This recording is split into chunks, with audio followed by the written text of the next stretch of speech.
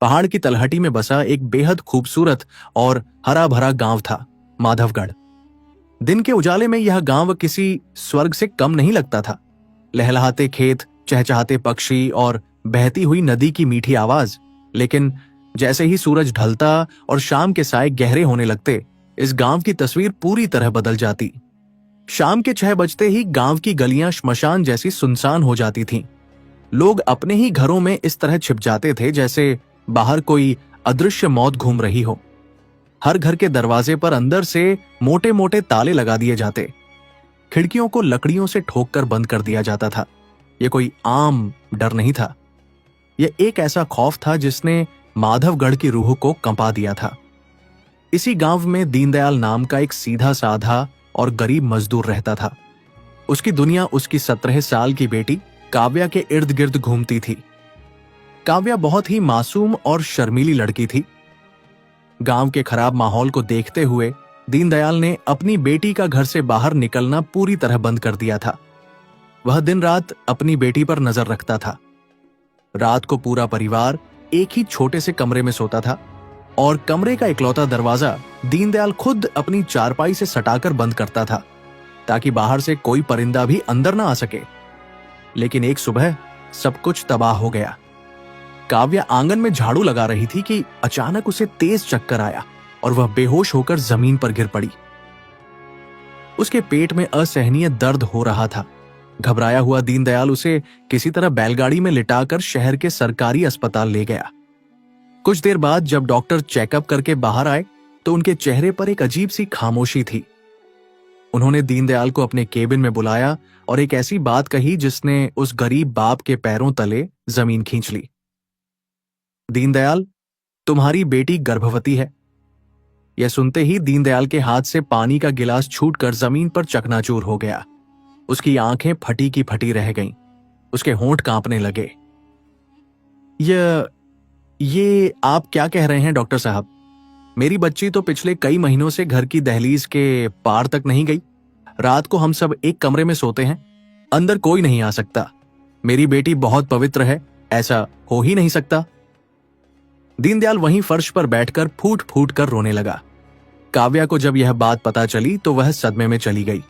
वह सिर्फ इतना ही कह पा रही थी, बापू, मुझे कुछ नहीं पता, मैंने कुछ नहीं किया। उसकी आंखों में सच्चाई के आंसू थे, लेकिन इस सच्चाई को साबित करने का कोई तरीका नहीं था।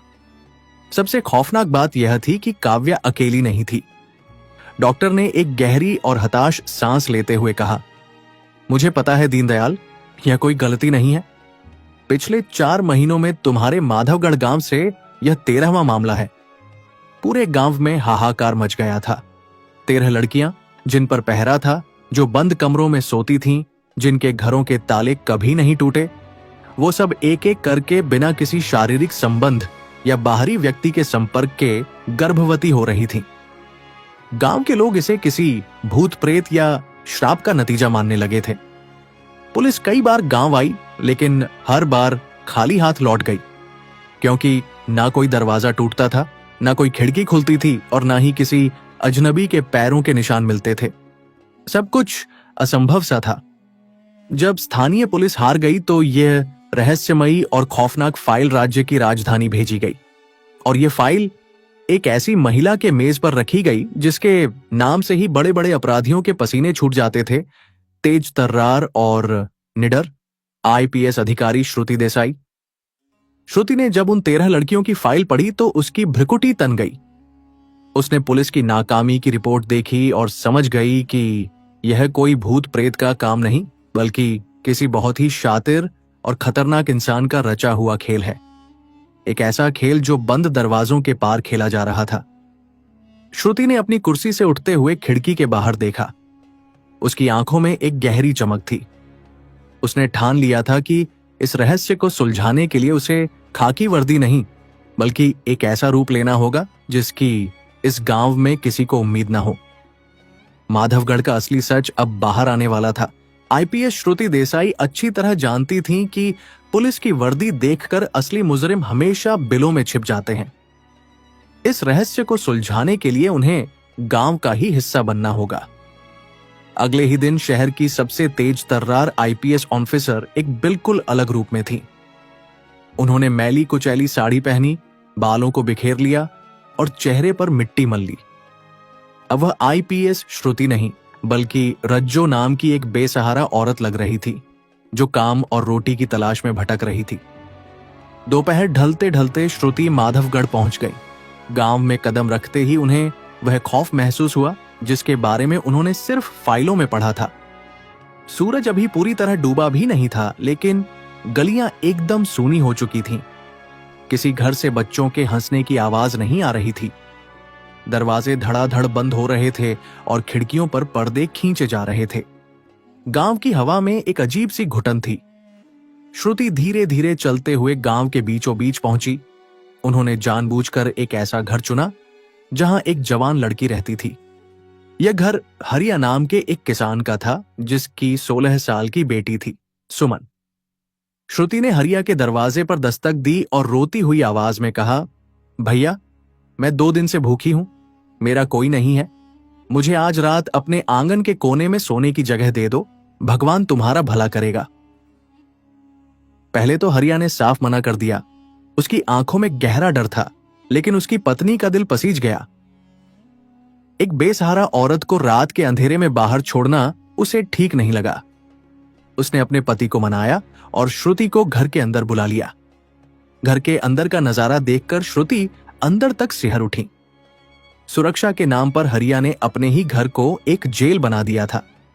मुख्य दरवाजे पर लोहे की मोटी जंजीर और 3 बड़े ताले लगे थे। खिड़कियों को लकड़ियों से ठोककर हमेशा के लिए बंद कर दिया गया था। रात को सोने के लिए हरिया, उसकी पत्नी और बेटी सुमन तीनों एक ही कमरे के बीचों बीच जमीन पर बिस्तर लगाकर सोते थे। श्रुति को उसी कमरे के दरवाजे के पास एक पुरानी चटाई दे दी गई। यह साफ था कि इस घर में बाहर से किसी इंसान का आना बिल्कुल नामुमकिन था। तो फिर उन 13 लड़कियों के साथ ऐसा कैसे हुआ? यही सवाल श्रुति के दिमाग में घूम रहा था। रात गहराने लगी। रात के 10 बजते ही पूरा गांव ऐसे शांत हो गया जैसे वहां कोई रहता ही ना हो। बाहर सिर्फ झींगुरों की आवाज और कभी कभी हवा के चलने की सरसराहट सुनाई दे रही थी। हरिया और उसका परिवार गहरी नींद में सो चुका था, लेकिन श्रुति की आंखें खुली थीं। वह अपनी चटाई पर लेटी जरूर थीं, लेकिन उनके कान हर छोटी सी आहट को पकड़ रहे थे। उनकी साड़ी के अंदर उनकी सर्विस रिवॉल्वर और एक छोटी सी टॉर्च छिपी हुई थी। रात के 1:30 बज चुके थे।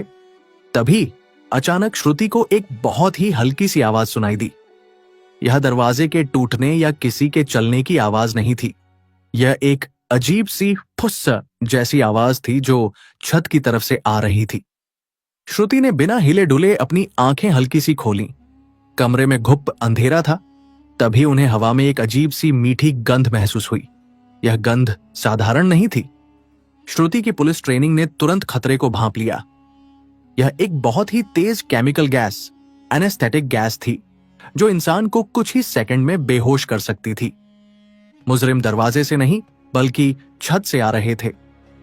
श्रुति ने बिना कोई आवाज किए तुरंत अपनी साड़ी के पल्लू को पानी की बोतल से गीला किया और अपनी नाक और मुंह पर कसकर बांध लिया। गैस का असर इतना तेज था कि कुछ ही पलों में हरिया, उसकी पत्नी और सुमन की सांसें भारी हो गईं और वे मौत जैसी गहरी नींद में चले गए। अगर कोई उन्हें इस वक्त पीटता तब भी वो नहीं उठते। तभी छत की कच्ची खपरेल, मिट्टी की टाइल्स धीरे से हटी। रोशनदान के पास से एक रस्सी नीचे लटकाई गई और एक काला साया बिल्कुल बिना आवाज किए बिल्ली की तरह कमरे में नीचे उतर आया। श्रुति की सांसें थम गईं। उनकी उंगलियां अपनी रिवॉल्वर के ट्रिगर पर कस गईं। मुजरिम अब ठीक उनके सामने था।